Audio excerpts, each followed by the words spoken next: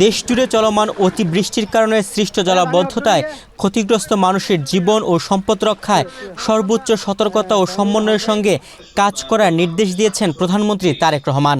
রোববার 12 জুলাই বাংলাদেশ সচিবালয়ে ভার্চুয়াল মাধ্যমে দেশের 8 বিভাগীয় কমিশনার, ডিআইজি, জেলা প্রশাসক, পুলিশ সুপার ও সিভিল সার্জনদের সঙ্গে বৈঠকে প্রধানমন্ত্রী এই নির্দেশনা দেন। প্রধানমন্ত্রী বলেন, দুর্যোগপূর্ণ এই পরিস্থিতিতে মানুষের জীবন ও সম্পদ রক্ষাই প্রশাসনের সর্বোচ্চ অগ্রাধিকার।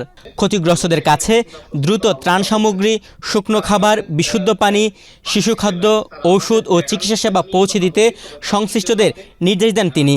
আশ্রয় কেন্দ্রে নিরাপদ পরিবেশ, স্যানিটেশন, বিদ্যুৎ ও যোগাযোগ ব্যবস্থা সচল রাখার পাশাপাশি নারী, শিশু, প্রবীণ, প্রতিবন্ধী ও গর্ভবতী নারীদের বিশেষ স্বাস্থ্যসেবা নিশ্চিত করার উপরও গুরুত্ব আরোপ করেন প্রধানমন্ত্রী।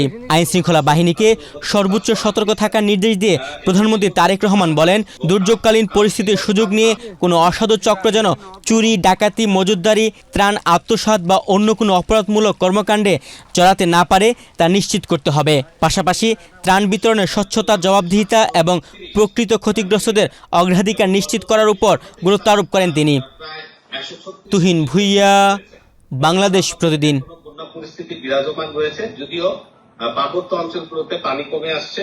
ঘন ধান পুষ্প ভরা আমাদেরই বসুন্ধরা। স্যার, আমাদের খেলার মাঠের দেয়াল ভাঙতে এসেছে।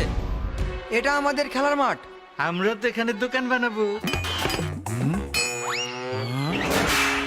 কেমন দেয়াল? দেশের 1 নম্বর সিমেন্ট বসুন্ধরা সিমেন্টে তৈরি। দেশের 1 number cement Bashundhara cement. Bashundhara cement, প্রজন্মের বন্ধন।